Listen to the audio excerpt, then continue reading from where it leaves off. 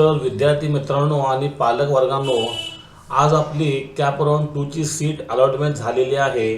आपण आज ह्या व्हिडिओमध्ये बघणार आहोत कॅप राऊंड 2 ची सीट अलॉटमेंट कशी एका मिनिटामध्ये बघायची। तर चला आपण आपल्या पीसीवर किंवा फोनवर सर्च करा 11th ॲडमिशन, गुगलचा टॅब ओपन करा किंवा कोणताही टॅब ओपन करा। इथे 11वीची पहिली वेबसाईट येऊन जाईल, mahafyjcadmission.in। इथे आपण क्लिक करायचं आहे। इथे आपण क्लिक केल्यानंतर आपणास 11वीचा डॅशबोर्ड ओपन होऊन जाईल।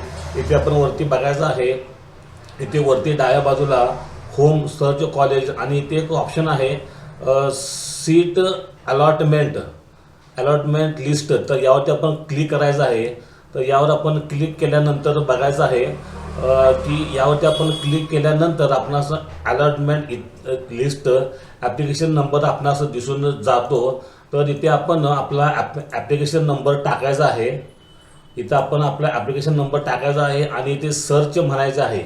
इथे आपण बघायचं आहे विद्यार्थी मित्रांनो, इथे आपण सर्च म्हटल्या इथे जे काही आपणास सीट अलॉटमेंट झालेले आहे, तर इथे आपला ॲप्लिकेशन नंबर, प्रेफरन्स नंबर, आपली इथे कॅटेगरी, मेरिट क्रमांक आणि आपल्याला मिळालेले कॉलेजचे नाव, स्ट्रीम आणि स्टेटस ते अलॉटेड दिसत आहे। आणि ते मीडियम, इथे माझ्या विद्यार्थिनीचे मीडियम इंग्लिश असल्यामुळे इंग्लिश दाखवते, तर इथे मीडियम इंग्लिश दाखवते। तर अशा प्रकारे विद्यार्थ्यांनो आपण एकच मिनिटामध्ये आपणास राऊंड 2 ची सीट अलॉटमेंट झालेली आहे का नाही बघायचे आहे।